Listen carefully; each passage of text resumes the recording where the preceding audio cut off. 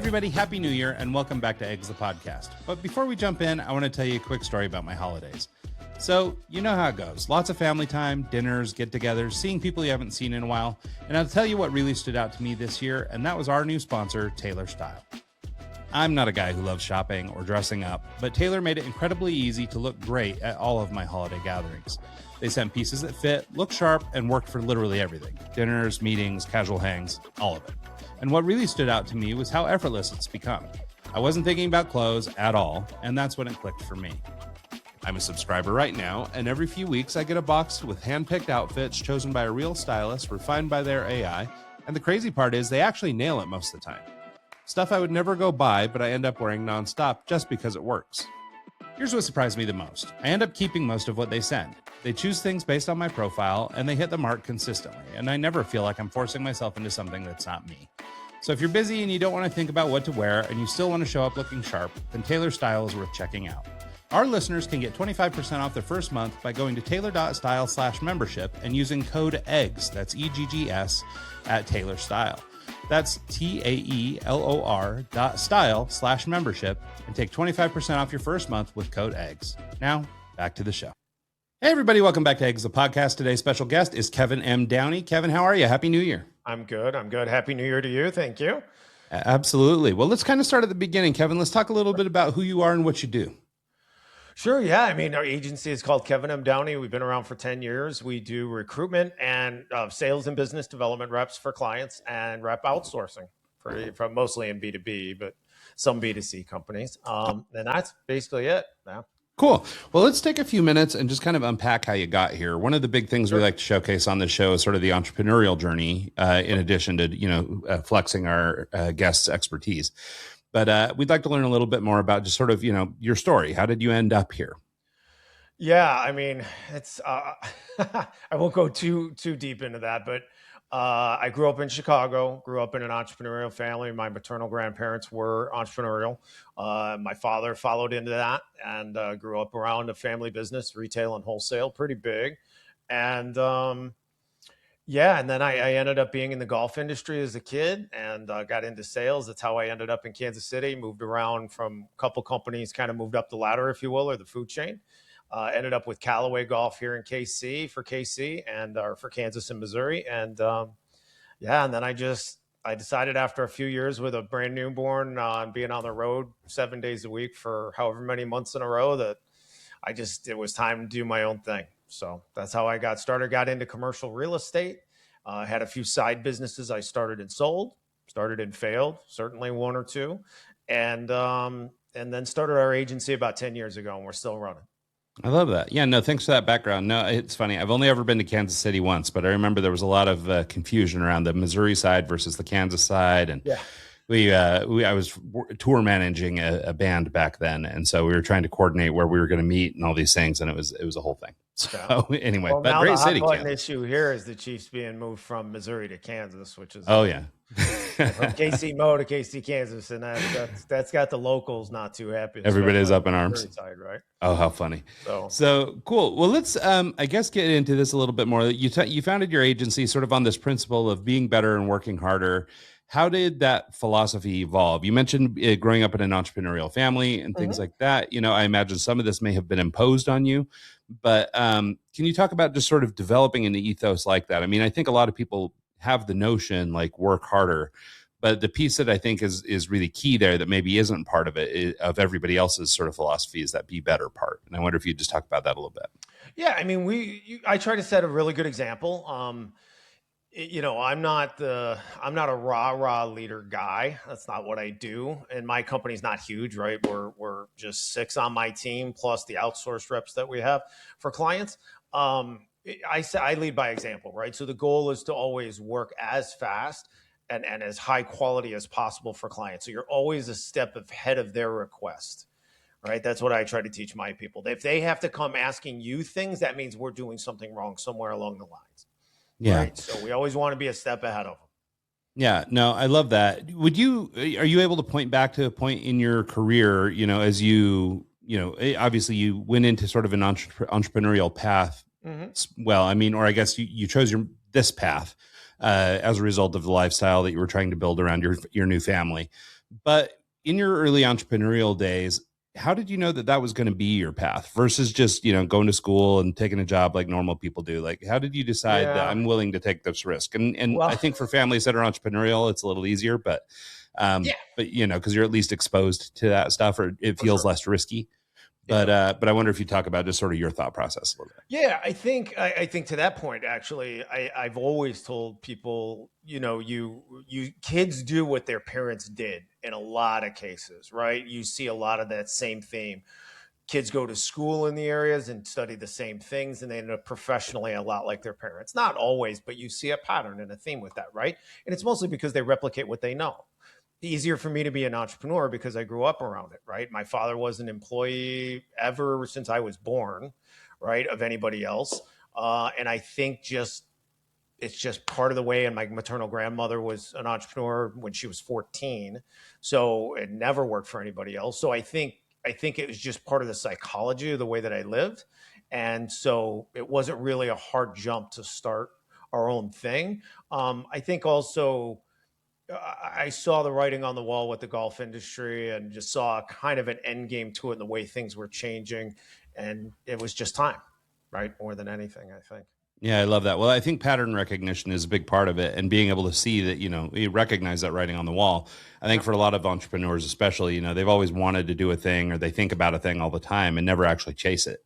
And so I think being able to recognize that and then being able to take that next step into your own business is like one of those critical pivots that I think a lot of people miss. Yeah. I mean, I think given the employment market, and this is a more of a rabbit hole, maybe a different conversation for a different day, you're going to see more and more entrepreneurial type of psychology in people by force, right? I think there's going to be more freelancers. There's going to be more fractional people working, more fractional work and set up from executives all the way down to frontline people. I just think we're going to see more and more of that. People starting their own things. They're going to do it on the side at first, just by necessity. We're going Yeah, to see no, that. I think you're right. And maybe we can use that as a segue to start talking about how we get started. Here we're having this conversation on the first Monday after the new year, this January 5th. Uh-huh. And for a lot of people, they're just coming back to work today, and or if you're anything like me, like I got laid off at Christmas last year from a side job I was doing. so Right. so when I hit the ground on January 5th or whatever it was last year, my whole world had switched, and it was time to Sure. go back into something. And so I think a lot of people look at the first of the year as sort of fresh starts and new beginnings. And I wonder if we could talk about, just sort of in the spirit of biz dev and creating teams and starting to build systems, Yep. I wonder if we could talk a little bit about just like where you would start if you were starting fresh in 2026.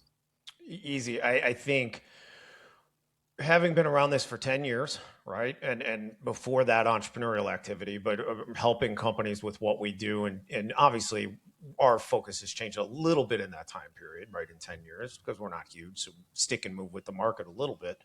But I would say working with tons of small businesses and growing into mid-market and seeing different things, small businesses do a really good job at deliverability of what products or services they offer. Any entrepreneur, the first advice I would give them is pre-plan, start working on your lead generation system immediately, right? Because a lot of times we hear people have a deliverable, big or small, right? Whatever they do, and they perfect that, and they go to market and they can do it, and they get maybe a few clients from just relationships and all that network stuff and all that, but then they don't know what to do. I would advise people to start working on whether you're B2C and you need to learn how to market online or advertise online and get return on investment there to be able to drive leads in a systematic fashion, or in B2B where I spend more time. You have an easier way to build a system to generate leads because you can manually do it without money into advertising, right? There's two things you're going to drive leads day to day. It's going to be email, high volume email, or reps. That's it. Those are the only two things. There are other things that work, but they work intermittently. Like webinars can be great, but they're intermittent and they're hard to put on really well and drive the traffic, but you can do it. And trade shows are always great if they're targeted, right? But again, that's an intermittent thing. That's not a daily driver of leads. Yeah, no, I think that makes sense. And as somebody who's basically built a whole business that was just built on networking versus, actually lead generation, we talked a little bit before the show that I'm trying to launch this new company. And a big piece of that is we will need a steady flow of customers. This is new for Sure. me. And it's funny, we've been running a marketing agency for 20 years, but this wasn't our realm. We didn't do this kind of work.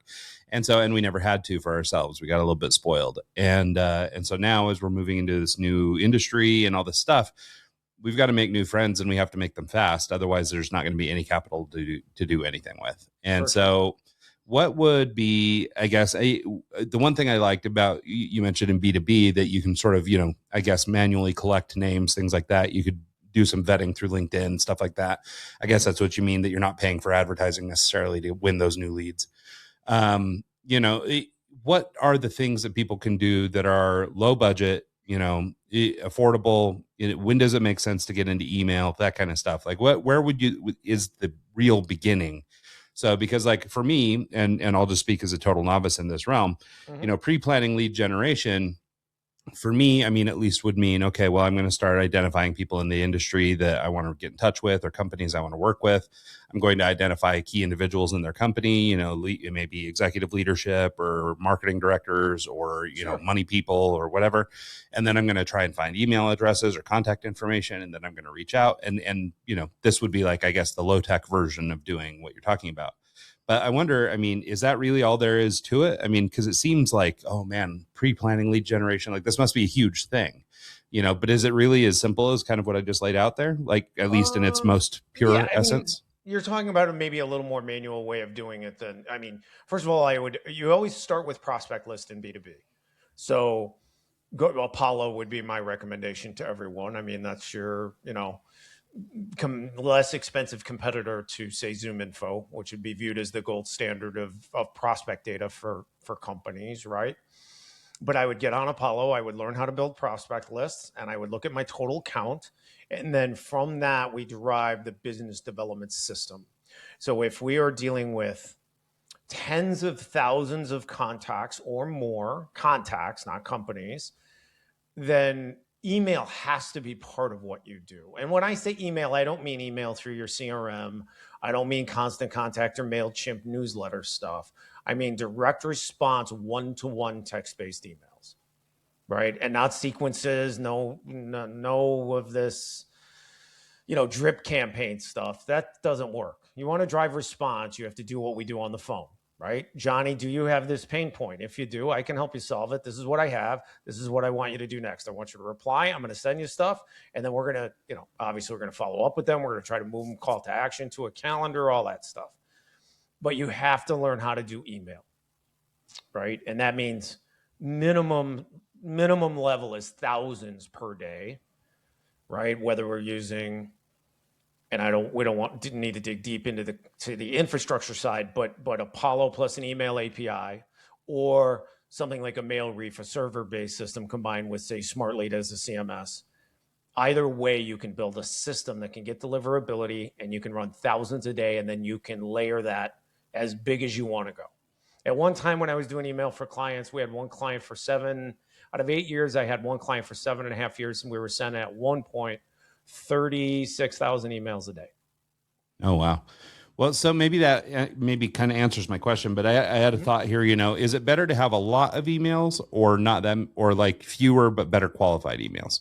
Just need them to be targeted, right? They need to be verified and need to be reaching out to the right people, right? Okay. So depending on the size of the company, you might be targeting owners in SMB, but you're obviously going to be targeting employees as you go up in size for a lot of things, not everything. As an example, we target almost exclusively owners, but we deal in small business to mid-market.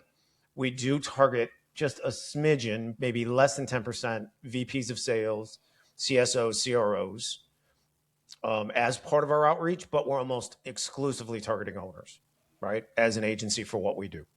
For what you guys do, for example, you're definitely going to be targeting some employees, but there's going to be some smaller businesses where you're going to hit owners too. And you just want to make sure that you're targeted with your outreach, and the volume of email you want to send is dependent upon the prospect list size. If you have 100,000, you want to send 100,000 a month. That's 5,000 a day. You don't want to email them more than once a month if you can help it. Yeah. Well, and how do you, or I mean, maybe you have some advice on this. I mean, obviously, in a world of AI and stuff like that, we're starting to Hmm. see increased volume, a lot of automation in and around email space. The kinds of things that people are producing. I don't know. It seems to me anyway, like I'm getting a ton of these things that seem AI generated. Hmm. Um, Probably. what do you think about, I mean, automation, maybe first of all, but like, how do you break through when the world has become so noisy? Just I mean, I looked at 250 or 300 setups for clients over 8 years because they would come to me, especially after I got a reputation, they'd come to me with what they are doing. So I would look at what they're doing. And to be very honest, I only saw 3 to 4 good setups out of a few hundred in 8 years. Most everybody does email wrong. They almost all use their CRM. They're sending from their main domain. They're almost all sending sequences or drip campaigns, and they market to people. They don't. Business development, lead generation in B2B is what you do on a cold call. It's not marketing to people, right? Like I said before, right? What would I do on a call? That's how I learned. And we failed at first for clients, ourselves and for clients, really, a little bit, because we were following everybody else. And this goes back 8 years ago. But once I realized, I was like looking at it, I was like, why are we marketing like this when it's not what we would do on the phone? Like, let's just do what we would do on a phone call, on an initial call. And that's how I learned how to write emails. So I voiced it and transcribe it and then tweak it a little so that it makes sense, obviously. Sure. But yeah, block style copy, 125 words max, probably. Some, if I can get it down to 75 or even 65, that'd be great. You just got to learn how to do it that way, and you have to send volume. Yeah. Well, and I won't ask you to fully improv one of these notes, but like what kinds of things are you putting into these messages? Like, I think you make a really good point. I mean, I will say this vast majority of spammy emails I get are, I have a service, you should buy it, and here's why. It's not, I think I heard you say, do you have a pain point? Yeah. And, so I think for people who aren't natural salespeople or who haven't spent a lot of time in sales, it might be Mhm. good to have you sort of differentiate what a marketing email is versus what a Yeah, sales and email to might go sound back to like. history, when I dealt with clients on email, sales department and owners understood what we were doing much better than marketing people within the clients. And I dealt with owners more than I dealt with employees, but the marketing people were always the hardest to get to understand it because they can't turn off their marketing brain. They Hmm. keep wanting to push messages, right? So it's all about just ask them what you would ask them if you ran into them and you cold ducked them and you walked in the door, right? I meet John and John's got XYZ company and I've got whatever. Let's say it's us. Like I do outsource, reps as part of what we do. John, hey, could you use more? Could you use a good inside sales rep or could you use somebody to generate leads for your sales team? If you can, we do this. What I want to do is send you, a little information about our process and pricing and rates or whatever it is, PDF. And then if you're interested after looking at it, we'll jump on a call. That's it. I mean, that's right. If I Yeah. have a call, which goes to when we have smaller lists, we remove email and we focus a lot more on reps, right? But it's no different, right? The first thing when you make a call, you have the ability to keep going on the call. But with email, you have a stopping point. It's a reply. All I want is a reply. They can tell me to go away. They can tell me whatever. They can say, yes, I'm interested. Send the PDF. That's it, right? That's all we're Yeah. trying to do. Well, and is the purpose of the volume to overcome, I guess, the ones that do get scrubbed off or get spammed or ignored or Just, whatever? Like, is that the purpose? Because certainly, I mean, if you had, I don't yeah. know, and nobody gets this, but if you sent out 5,000 emails and you got 5,000 responses, you'd be in trouble. So Yeah, it you're must be not going kind to of a get game of 5,000 numbers that you're playing responses to here, cold right? email. Yeah, no, certainly Yeah. not. But Let me give you the best performing one in recent memory that I can give you with the algorithms the way they are and everything. So it would be ours more than a client's. Just because of the need and the targeting, and I've been doing it so long, I know how to message it really, really well. Done 100 emails for us at some point, right? In different variations. 12,000 outbound, 45 leads in a day. okay. That's about as good as you're going to do. So we're looking at like in that campaign, you're looking at like including negatives and not interested and unsubscribes. You're talking about a little over a 1% response rate. That would be exceedingly high. Like a normal client, 0.2, 0.3% response rate. I think people confuse like it's easy, but it's not, because if you don't have the volume, you're wasting time sending emails on your CRM where you can only send 50 to 100 a day per email address. Right? The management of those campaigns doesn't make sense. You can't send enough volume. What are you going to generate? A lead a week? I mean, and then your sales reps are playing around with the CRM and email instead of making calls, which was what they should be doing, right? Which is the big thing we get into these days when we're restructuring sales teams, especially in B2B. Yeah, no, I think that that's an interesting topic, and maybe we could go into that a little bit more. Sure. I heard you on another podcast. It may have been your own podcast interviewing somebody else. I'm not sure, but you were talking about that idea about not having sales reps on LinkedIn and not having sales reps doing a number of other things that are sort of outside of the scope of prospecting or whatever. But it's the common stuff that sales reps do slip into, which is they start creating their own, email lists, or they start creating their own whatever it is. And so I wonder if you talk a little bit about just your perspective on that. Like, what's the role of the salesperson in all this? Right. So because I'm tied to Aptiv Index, which is an assessment product, right? I'm a strategic advisor there, and also recruiting all of our strategic advisors nationwide. I understand the profile difference between a hunter sales rep, a farmer sales rep, and a BDR. So BDR being hard cold outreach, right?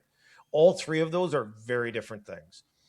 If you're, without going again too far into it, if your sales person's relationship is as a farmer, they are going to have an ongoing relationship with the customers, cross-selling, upselling, checking in with them, filling inventory, whatever you want to call it, then I'm fine with them doing their own prospecting because there's light at the end of the tunnel.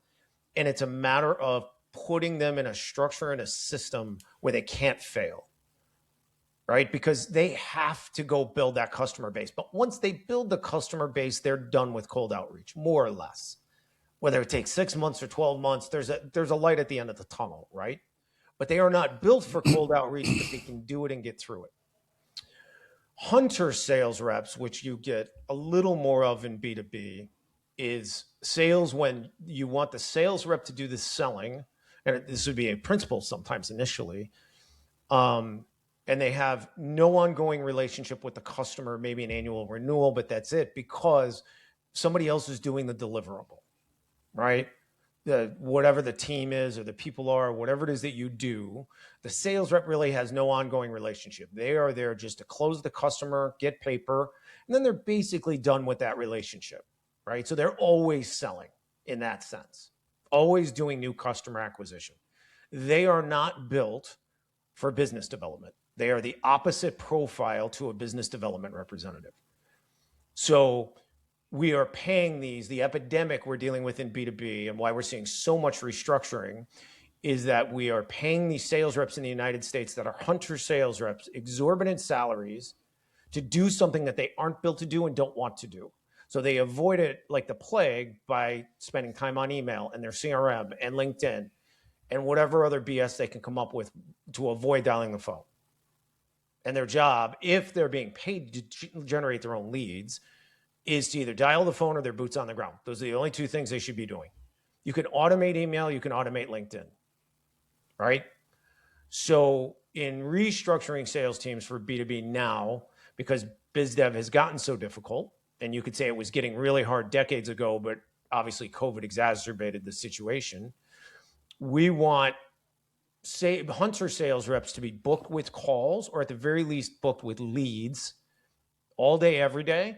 And business development, email, and LinkedIn is all done by somebody else that is driving them appointments or leads, because they're more expensive. They're probably some of the most expensive people, relatively speaking, in a company, right? And if they're not going to do the business development, what's the point? We're just wasting money. Mm-hmm. So we have a new client that we're recruiting Latin American reps for to do business development in Texas. He had 7 salespeople, 2 and this was a farmer sales role, but he's been frustrated with the same problem. And he had 2 salespeople that were full books of business, 1 kid that was really humping it that had about 40% full. And then he had 4 reps he was paying salaries to that weren't doing much. And I just told him, I was like, keep a rep or 2, build a business development team, drive them leads and appointments. He fired 4 reps, kept the one kid, and then the two that had full books of business. And now he has 5 business development reps or 4 for that one salesperson. And they're going to keep driving him leads or appointments until he builds his book of business to where it's about 90%. Then we add another salesperson, and we then drive them the leads and the appointments. Does that make sense? Yeah, it makes sense. And I actually really appreciate it because, like I say, I mean, I've always been on the marketing or on the design side of things. And so I haven't really spent a lot of time on the sales side.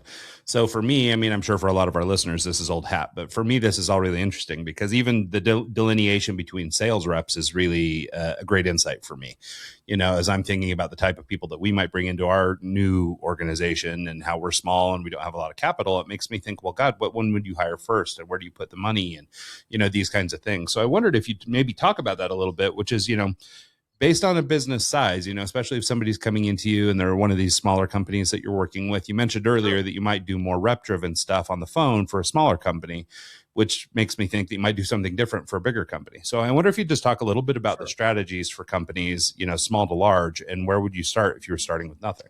Well, we can come to that, but let's go back to email and prospect list size. So if our contact list is big enough, email has to be part of what you're doing. So tens of thousands or more. Like I had a client, like I referenced, that was 36,000 a day at one point.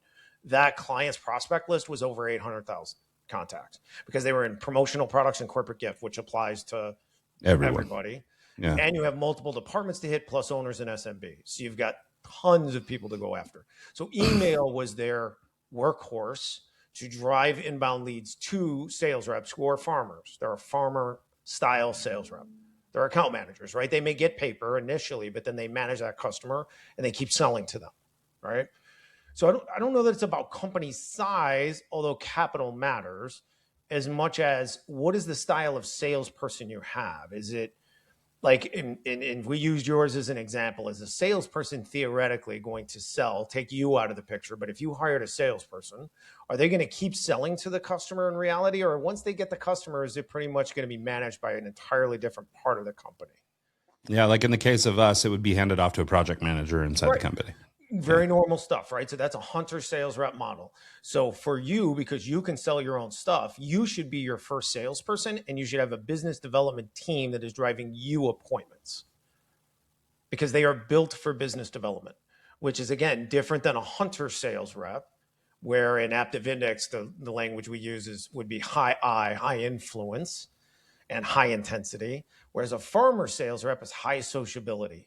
Right? It's not that they're low in the other things, but we're looking for the extreme thing we're looking for in the person to match them to the sales role. So when we're recruiting for clients, again, in the United States, recruiting anyway, we want to run everybody through Aptive Index because we want to, we have to identify, are they built for sales and what type of sales role?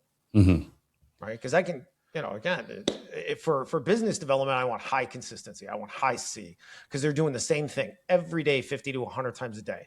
A high influence eagle, what we would call eagle sales rep, hunter sales rep prototype is not built for that. They don't want to do it. They're not built for it.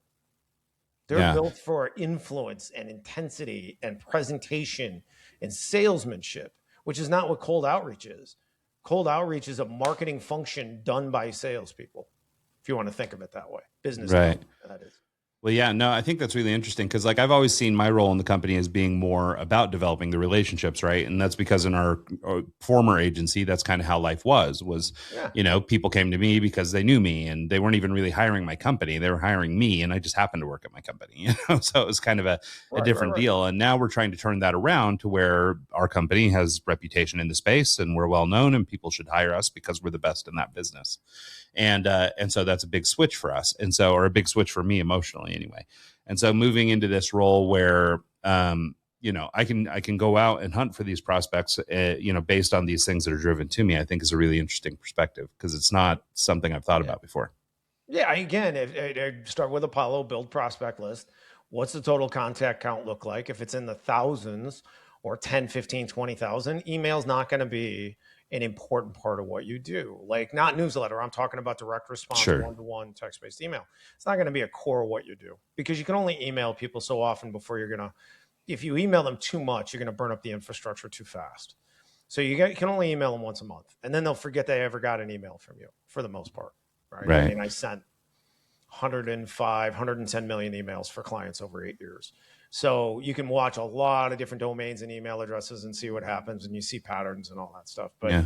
if you have a big enough list, email needs to be part of it, but it's still business development rep in a hunter sales model, taking those leads, responding to them, following up with them to drive them, say, to you to do the initial sales for the company. Yeah. Right. Until you're too busy. And then you go hire a hunter sales rep who's built for that. And then you drive them all the leads and appointments. Yeah, it's really interesting because, like, I mean, at least in my former sort of agency life and having worked with a number of other agencies over the years in the marketing and design space, advertising largely, I guess.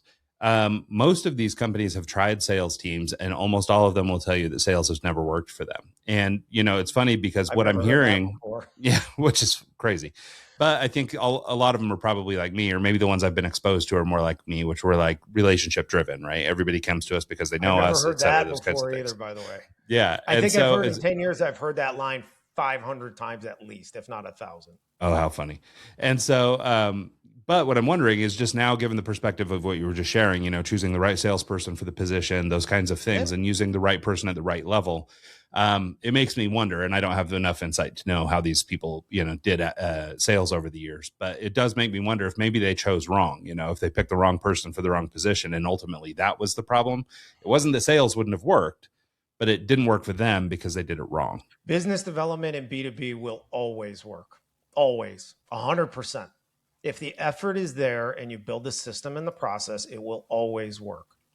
May take a little longer in some things than others, but it will always work. I've never seen it fail when it's done correctly. The problem is companies say they're relationship driven for a couple of reasons. They've struggled to hire salespeople who don't want to prospect. They didn't build them a system. They didn't build them a process. They expected the resume and the experience in the industry. Gosh, we hear that all the time. Oh, they have to have experience in our industry. Our industry is really unique. We're relationship based. It's the dumbest thing I've ever heard in my life. You can cold outreach any industry with any person. It doesn't take, I can be trained to cold outreach for anybody, for anything, right? I don't have to have great knowledge on it initially. Build a list, give me a phone, right? Johnny, hey, my name's Kevin. We do this. Curious if you have this problem. Yeah. Right. No, it's funny because, and maybe I'm projecting too much here, but what's resonating with me and what you're saying is that these all sound like the excuses that I've made and others have made as a reason to not do this. Right. Oh, I don't like doing sales, so I'll just say I'm relationship driven. Then I don't have to, whatever it is. But that's what that feels like to me now, hearing you kind of say it back. Believing is seeing is believing. You ever heard that phrase before? Yeah. That's what it is. They don't want a cold call. They don't know how to build the system, and they don't know what they don't know. That's also another truism that we see in companies. Yeah. They hire employees. The owner doesn't know that the employee doesn't know what they don't know because nobody knows what they don't know. It sounds ridiculous, but it's very true. Yeah. It's just like dealing with marketing people in B2B. They don't know what they don't know. They have no idea how to build the infrastructure, so they just avoid it. And then they say, no, that won't work for us. Our industry is too unique. We can't use email. Okay. Whatever. Well, a couple of things. So one, I would like to dive in a little bit more on the infrastructure and take a little more time with it. You've kind of zipped through it and talked about the different pieces, but let's spend a little more time on that. But one of the things I wanted to ask, just related to what we were just talking about, is at what point is an email list or prospect list big enough to bother with email? You said that in some cases it's not big enough for that. Like where would you start to draw lines and saying that this is borderline too small or too big to not have email? Or let's say if we use a mail reef infrastructure and we do one server, you can send 100,000 across the server. I got to do this in my head. So 50,000 cold, 50,000 warming. So 50,000 divided by 20 days is 2,500 a day. So 50, I'd like to see the list be 50,000 or bigger. A little smaller than that would be okay. But and as part of that, just vetting the size of your audience too. Like, just understanding how big of a group of people you have to talk to. Like if you can't get 50,000 people on there, not to say that your business couldn't be successful or whatever, but that's a good indicator for you've got a big enough market to go after. Right. Go into Apollo and you build a prospect list, right? So you got to build it, narrow the industry stuff down or use keywords or whatever that involves, right? Primarily is what you're doing is industry or keywords. You don't use SIC codes. And then you've got to build the titles, right? And then you look at the titles of the people, make sure you're pretty targeted there. You don't want to target owners at a company with 5,000 people, right? They have nothing to do with what you're probably selling. You're going to target employees of different kinds, right? Sure. So you build those titles, and then you've got your company targeting, and it could be very narrow in some cases. I had a guy last week wanted to do email and me to teach him, and he wanted hedge fund managers. There's like 3,500 in the country. I'm like, dude, email, you need somebody to call. You got like, it's just too small. Like, there's no way you can make use of email at that point. And that's Yeah. really all it is. You just got to build a prospect. Let's see what it looks like. Now, is it still worthwhile, like in an audience of 3,500, let's say, so in a really niche crowd like that? I mean, is it still, I mean, would email, just even if it's just personal email, just you working through your emails and sending notes over to these different people in an effort to just kind of get a door open, would that still be worthwhile and somehow different than just like email automation, for example? Yeah, I mean, that's when we would go into a rep calling, but then also sending emails as part of what they do with each call. Goes into a slightly different topic, but I Sure. would say yes, sometimes that absolutely is the methodology. So long as when we're training the rep that they understand it is not an admin job. It's the same problem we have with salespeople. When COVID hit, they all got a pass for prospecting, right? Because, you know, rightfully so, they couldn't get a hold of anybody. Everybody went home. These companies, you know, none of these things were where their phones were rolling over. A lot of them weren't, right? So they couldn't get a hold of anyone. They couldn't go see him in person. So they had a pass. Well, how long do we need to give them that pass for? Like a year and a half, 2 years? Okay, that's fine. But we're long past that now. Mm-hmm. So we just need to be very careful that reps know what their job is. So in other words, when we have like my outsource team, or if I'm training a rep for a client in general, I do not want reps sending manual emails. But there are times when you build it into the system and the process. So long as they understand it's a calling job first. Yeah. It's a calling job. Yeah. You don't And that makes sense. Yeah. That it would just be like an aspect of the job, right? You make the phone call first. If they want the follow-up, you follow up in email or whatever. Or you can cold email them, as to your point. If it's a really, really narrow niche list, then yeah, you do the cold manual email. Don't even automate it because it's not worth the hassle at that point. Just manually email them, because you're not sending that many a day. You're sending what? 20, 25, 30 emails a day or something. That's okay. Remember, when we do marketing email to generate leads with automation, we are not sending on the main domain. So then when we get a rep doing manual emails, we have to be careful that they limit the volume of cold emails, because they can do damage to the main domain if they, Yeah, actually, it's funny that you say that, because that's I just had circled it here on my little piece of paper, which is sending from the main domain. You, in that same podcast I was listening to where you were speaking on this topic, one of the things you said is absolutely, it's verbatim or verboten. People are not allowed to use the primary domain, your official.com for emailing. So how does that work? Like, why can't they do that? And then what should they be using instead? I mean, you're just damaging your main. I mean, you're going to damage a domain if you're cold emailing with any volume. It doesn't, whether you do a structure like MailReef where you're spreading out that infrastructure, if you've ever heard of Instantly, again, Smart Lead, campaign management systems, and the concept of doing, let's say on MailReef, as the server, you're doing 20 domains and 100 email addresses. And you're doing that because you want to send 25 cold emails a day per email address, but they are all tied to one campaign, right? Whereas if you do it with your CRMs are not built for that. And that's why they always fail, because you can only send small volume and each email address is its own campaign. That's a waste of time to manage that. Like, it doesn't make any sense. So just manually email at that point. But my point is like in a MailReef type structure, we're sending 25 per email address per day, but we're doing it across 100 email addresses for one server. So we're sending 50,000 cold per month, right? Yeah. We are not using the main domain, right, at all, obviously. Sure. We're creating 20 different domains specifically for this use case and 5 email addresses for each domain. Well, and are these going to be like subdomains of the main domain? So like, I guess so that there's some kind of brand relationship, if you work at XYZ Corp, like, are they getting emails from sales.xyzcorp.com or something? Like, I mean, what's the connection? Yeah. Some do subdomains. I think that looks a little bit weird. To me, we just created new domains for everybody. Like, you need 20 domains. It's actually AI. It's one of the first AI things I used was that, actually, to create, automatically create domains. And so we would always start with a company name. So let's say it's kevinmdowney.com. We would do kevinmdowneyonline.com, kevinmdowneypro.com. kevinmdowneysales.com, kevinmdowneyusa.com, and keep going, right? And you would have Yeah. the AI create 30 or 40 and pick the first 20 and boom, go. Right. Okay. Well, that's interesting. Yeah.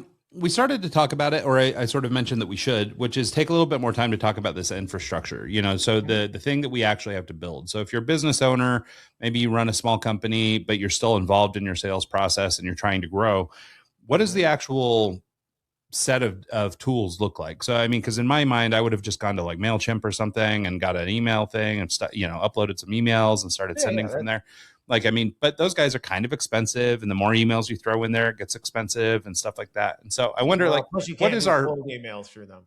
You mentioned the building the infrastructure the right way, because you've seen so many setups that were wrong.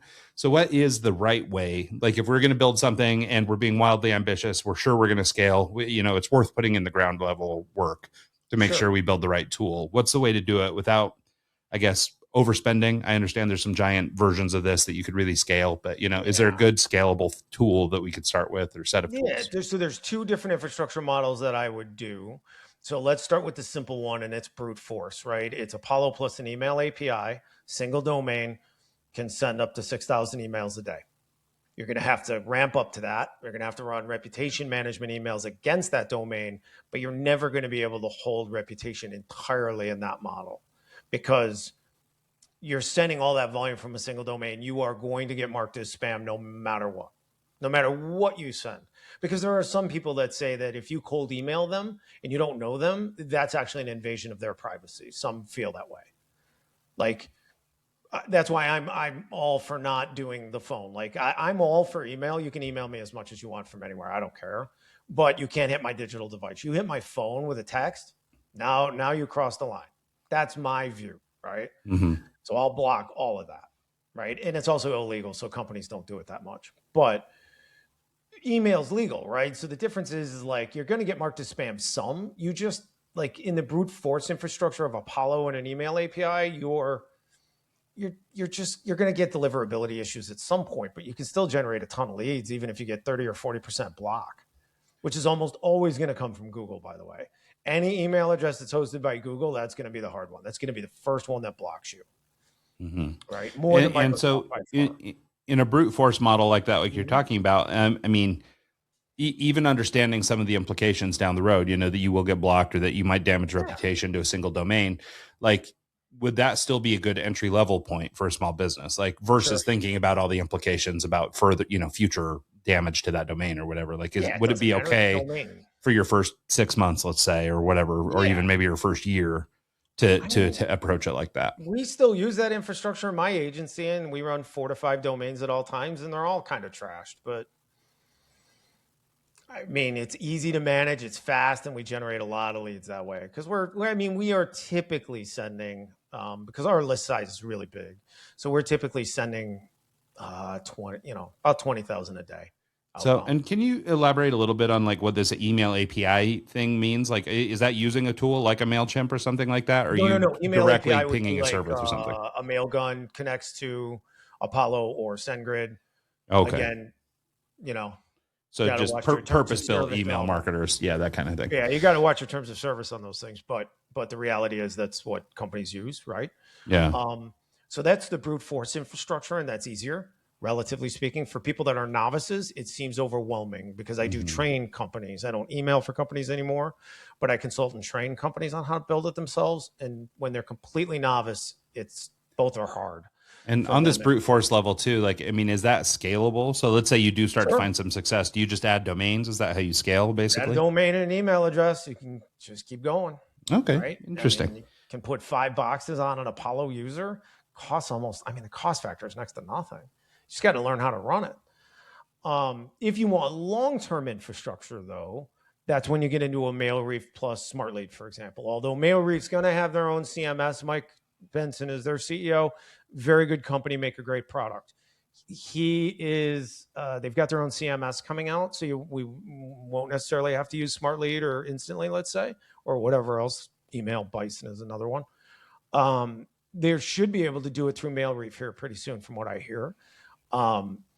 With MailReef, you're talking a more long-term infrastructure because you're doing all those domains and email addresses. So you're holding reputation long-term because you're running 50,000 cold emails on a server, 50,000 warming emails across all those domains in that server, and you're spin taxing all your emails. So you're really trying hard to hold the infrastructure in place. It's not throwaway. You want to hold it, right? Because it's not brutal. It's not expensive, but it's not something you want to just toss. Right. Because the setup is more involved. Okay, that makes sense. Well, and so for the beginner, doing something like a brute force model, this is where some of your data may be throwaway, right? You're trying to build this audience in the first place, that kind of thing. So there's going to be a lot of just stuff scrubbed out of there, right? So what you're saying is with the more advanced model or sort of the, the gold tier, it's, more about preservation of the data that you've got and having good data on those companies, who responded, who read, who opened, et cetera, all that stuff over a list over longer term. It's just infrastructure reputation, right? So your IP address, everything you're doing with those domains, those email addresses, you want to keep the reputation of those things intact. That's why you run such low volume on each email address. It's why you have to spin tax. It's why you're running cold to warm is a 1-to-1 ratio, right? You're for every cold email you send across an email address, you've got a warming email that's going out that you can't see. It's invisible. That's going out, and a reply is happening invisibly on when you set that up that way. Oh, okay. No, that's super interesting. Well, and I mean, like, is this the kind of thing? I mean, obviously you train companies in this, so I assume there's some level of sophistication required to do this. If you're advising somebody or if they wanted to try and get in touch with you, like what is the, I guess, engagement look like if somebody was to reach out to somebody like you, and when is the right time? Go to the website, hit me on schedule a call. We don't actually publish the email training program and consulting on the website. Ironically enough, we just focus on the rep stuff, recruiting, and then the outsourcing. But if they just get in touch with me, I only can take so many clients on that. Just because I'm not that big and it's got to be me, right? Unfortunately, I don't have somebody else in my company that can do it. So I can only take like a client or two a month on that, but I can help them directly. And it's just like a 30-day consulting engagement. It's very low cost. I charge $4,500. I work with them one-on-one. And if it goes past 30 days, it's no big deal. It takes 60 days. I don't really care. Some companies take longer. We were talking about bigger companies. So the bigger the company, the more layers of people you have involved.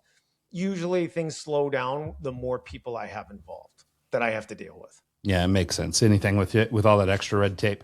Well, we haven't spent a lot of time talking about reps. And the reason is I think a lot of small companies might be reticent to get into hiring people, even if they are fractional people, in the first place. Like, I think it might be a little bit scary or intimidating for some people.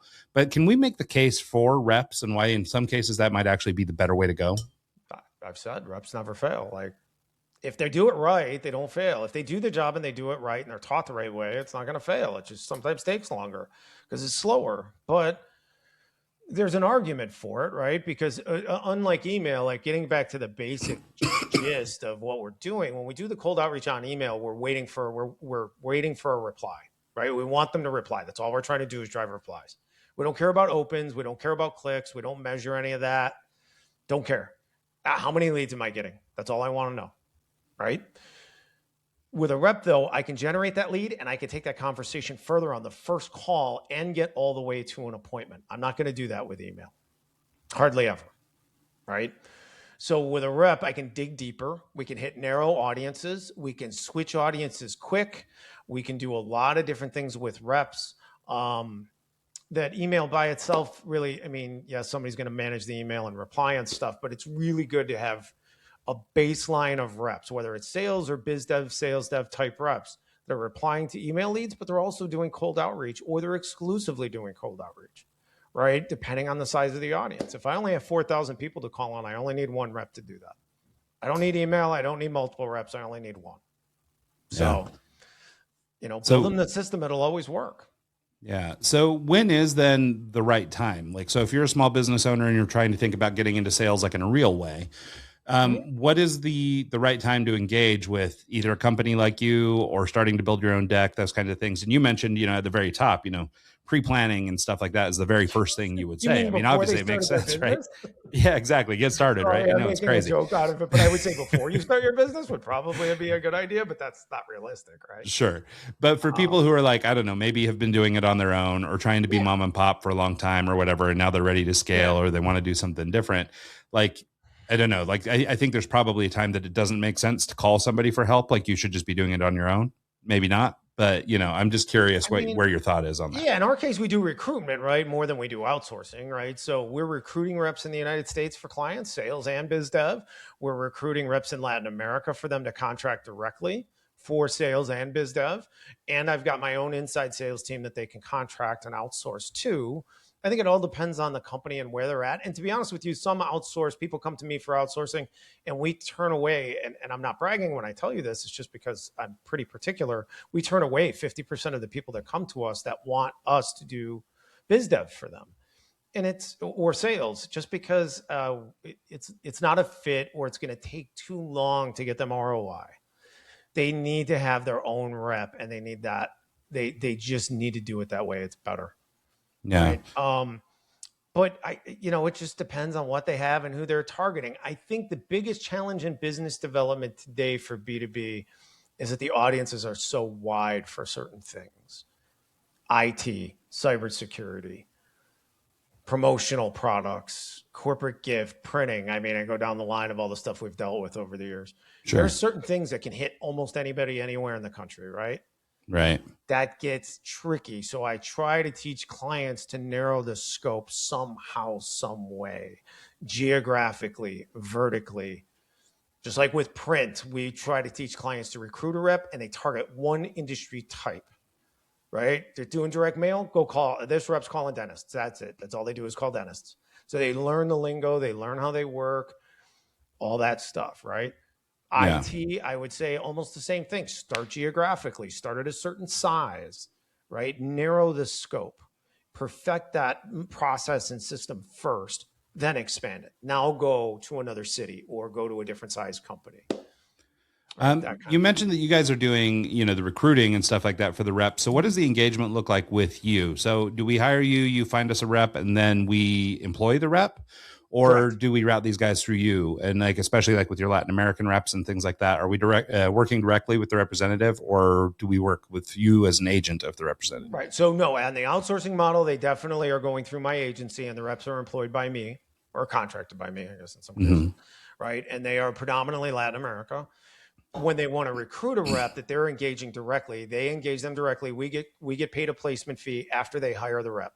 So whether it's United States or Latin America, they come to us, they say, we want you to recruit us this salesperson. We want this type of salesperson. Okay, great. They sign a proposal. We get to work. We market the position via a lot of different methods. We drive candidates in, mostly have them take assessment if they're US based. And then it's up to the client to interview and determine who they want to hire. Then they pay us. Okay. It's just a flat $6,000 placement fee for a rep in the United States, $3,000 placement fee for a rep in Latin America. Okay. And with your reps in Latin America, I mean, are there any language barriers or anything like that we need to be concerned about? I mean, are accents thick and it makes it challenging, or is it just not really that big a deal? I mean, that's what we do. So we get 50 a day from 48 countries. And we're always recruiting, right? It's like speculative recruiting, if you will. We don't do that in the United States. Every recruiting gig we do for clients is custom for them. Latin American recruiting is the opposite. We are only recruiting one dashboard of candidates, and it's all sales and business development for all the clients that come on that want to sign on that. And we get 50 a day. We get 3 to 5 placeable reps per day. So they have to have very good English speaking skills. A lot of the kids down there now have US degrees. They've done it online. They've come here for college, worked for a while and gone back home. The kids that are from, financially, economically better families, let's say, stronger financial backgrounds, those kids have been speaking English now since they were 3, like they were toddlers. All of them. I mean, they may have an accent, yes, but they've been speaking English since they were toddlers. Yeah. Is there an opportunity with some of these Latin American contacts or people who might speak Spanish as a native language? I mean, can you work in Spanish also? So if you have a company that maybe wants to Sure. reach a Latin American audience, is that something that can We be just did a facilitated? recruiting gig for a client doing that, right? They wanted a rep that was bilingual, which obviously is the case already. They're going to eventually be targeting all Latino based law firms in the United States. So Okay. they're going to speak to them in Spanish predominantly because they market themselves as Spanish attorneys, right? In firms. Sure. So, Yeah, no, I think that's really interesting. We have a small team in Spain, and so we spend a lot of time in Spanish language, and do a lot of like transcreation of documents and things into native Spanish and things like that. And so I think that that's a really interesting thing too, because it really does open up a whole nother piece of the world. You know, if you have a totally. business or a product or a service or something that might be applicable. Yeah. Also finding reps that have, you know, I don't know, knowledge of the local scene, you know, somebody who can, you know, maybe Yeah. is from a particular country and has experience in that country and can, you know, really help your product shine in that world. We're doing one now specific to that. We're doing recruiting in Argentina. Well, I think they really want them in Buenos Aires. So we're trying to find Buenos Aires, but somebody could relocate somewhere in Argentina. We're Yeah. recruiting specifically that right now. We don't do that a lot. Most of the Yeah. reps we're recruiting are going to work from home office, remote work, sales and Sure. good stuff. Yeah. Yeah, it makes sense.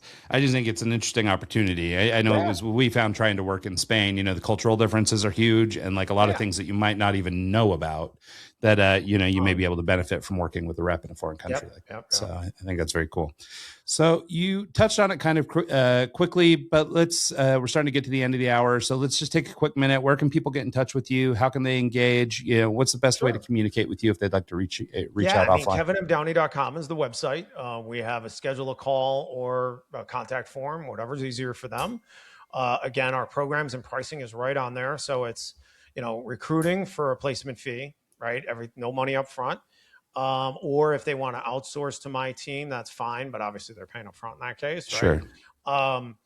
And it's that easy. And if they need help with email, they just need to get in touch with me, schedule a call, and I'm glad to help them. Again, I can only take a limited number of clients with that, but glad to help them if I can put it on the schedule, no problem.